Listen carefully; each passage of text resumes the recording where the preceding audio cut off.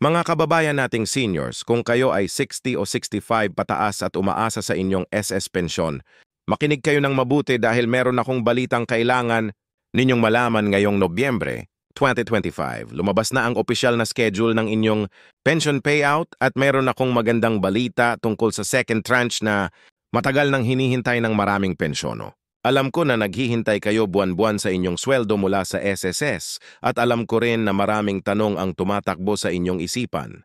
Kailan ba talaga dadating ang pera? Magkano ang matatanggap natin ngayong buwan? May dagdag ba o may bawas? At itong second tranche na ito, ano ba talaga ang ibig sabihin nito para sa atin?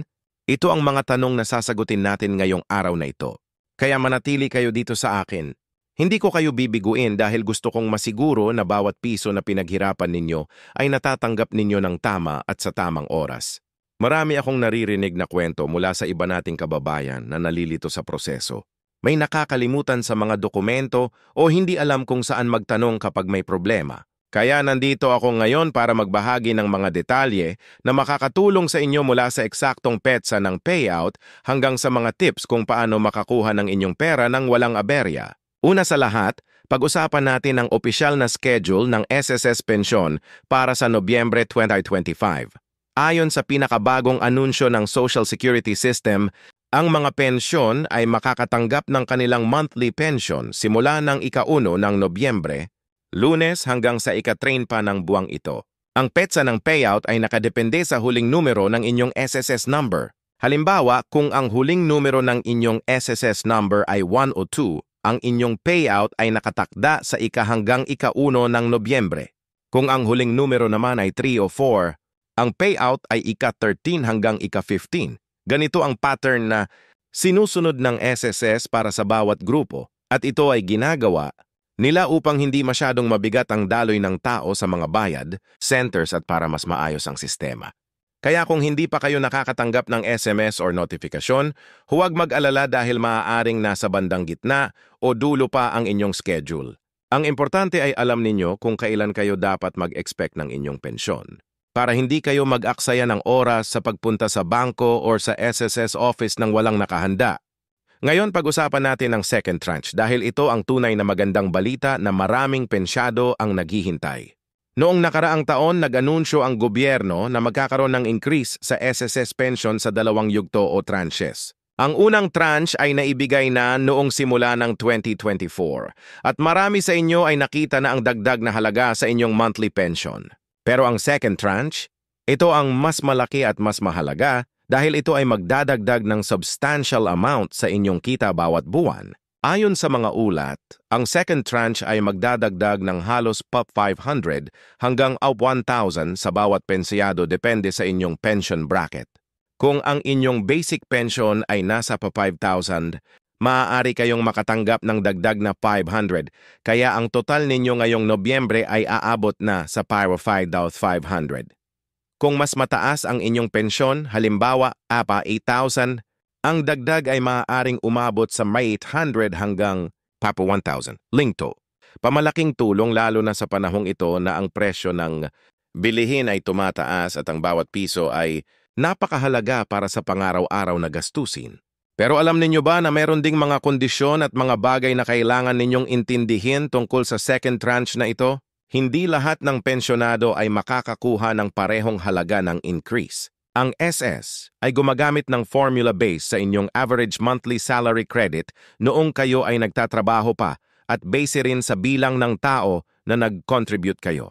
Kaya kung mas matagal kayong nag-contribute at mas mataas ang inyong contributions noon, mas malaki rin ang dagdag na matatanggap ninyo ngayong Nobyembre. Ang isa pang importante ay ang inyong status bilang pensyado. Kung kayo ay regular na Social Security pensyado, automatic na makakakuha kayo ng second tranche. Pero kung kayo ay may utang pa sa SSS, halimbawa may loan balance o may unpaid contributions noon, maaaring may bawas ang inyong pensyon bago ibigay sa inyo. Ito ang tinatawag na clawback or deduction.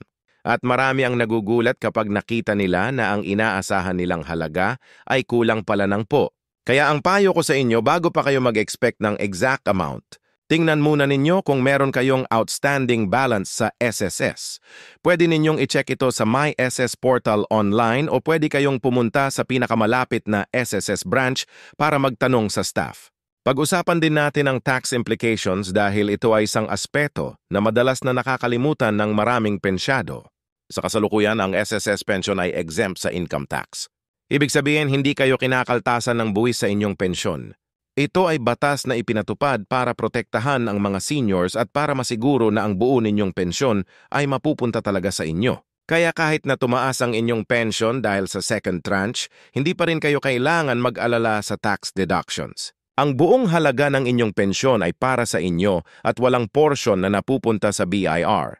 Ito ay isang malaking tulong dahil kung sakaling may tax pa, baka mabawasan pa ang inyong kita ng mahigit porsyento. Kaya salamat sa batas na ito. Protektado tayo pero may mga hidden benefits din na maaaring hindi ninyo alam. Halimbawa, kung kayo ay 65 years old pataas, may karapatan kayong kumuha ng Senior Citizen ID at sa ID na ito ay may kasamang 20% diskwento sa mga gamot, grocery items at iba pang serbisyo.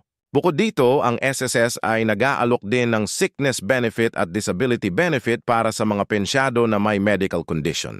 Kung kayo ay nagkasakit at nag-confine sa hospital, maaari kayong mag-apply ng reimbursement mula sa SSS basta may kumpletong medical certificate at resibo kayo. Maraming pensyado ang hindi alam ang benefit na ito, kaya napapabayaan nila at hindi nakukuha ang pera na dapat nilang tanggapin. Ang tip ko sa inyo, magtanong kayo sa SSS office tungkol sa lahat ng benefits na maaari ninyong i-claim. Huwag kayong mahiya dahil karapatan ninyo ito bilang kontributor na nag-ambag ng maraming taon sa sistema. Tungkol naman sa payout strategies, meron akong ilang payo para sa inyo. Kung kayo ay direktang tumatanggap ng pensyon sa bangko, siguraduhing updated ang inyong bank account details sa SSS. Maraming pensyon ang nahihirapan dahil ang nakalagay na account sa records ay lumana or nagsara na. Kaya kapag ganito, na-delay ang kanilang payout at kailangan pa nilang bumalik sa SS para mag-update na nakakapagod, lalo na sa edad natin. Ang solusyon? Mag-set ng appointment kayo sa SSS online o pumunta kayo sa branch ng maaga sa umaga para iwas pila. Dalhin ninyo ang dalawang valid ID, bank passbook or ATM card at SSS ID or any proof of identity. Kapag updated na ang lahat, mas mabilis at mas madali ang inyong pag-claim ng pension every month. Kung naman kayo ay pumupunta pa rin sa SSS office or sa payment center para kumuha ng cash, mag-ingat kayo at magdala ng kasama lalo na kapag malaking halaga ang inyong pension. Mayroon kaming naririnig na mga insidente ng snatching o panlilinlang sa mga seniors pagkatapos nilang makuha ang kanilang pera. Kaya ang payo ko, pumunta kayo ng maaga, iwasan ang rush hour, at huwag kayong magstay sa labas ng matagal pagkatapos ninyong makuha ang pera. Diretso na agad sa bahay o sa bangko para ideposito ang pera ninyo. Sa pagtatapos, gusto kong sabihin sa inyong lahat na ang SSS pensyon ay para sa atin at karapatan natin na makuha ito ng tama at kumpleto. Ang second tranche ngayong Nobyembre 2025 ay isang biyaya at ito ay resulta ng mahabang pakikibaka ng mga pensyonado at ng mga organisasyon na kumakatawan sa atin. Kaya huwag ninyong sayangin ang pagkakataong ito. Mag-check ng inyong SSS account. Siguraduhing updated ang inyong impormasyon at magtanong kung may kayo maintindihan. Nandito ako para sa inyo at nandito ang SSS para tumulong. Maraming salamat sa inyong pakikinig at sana'y makatulong ang mga impormasyon na ito. Hanggang sa muli mga kababayan, ingat kayo palagi at sulitin natin ang bawat benepisyo na karapat-dapat natin. Mabuhay ang mga seniors ng Pilipinas!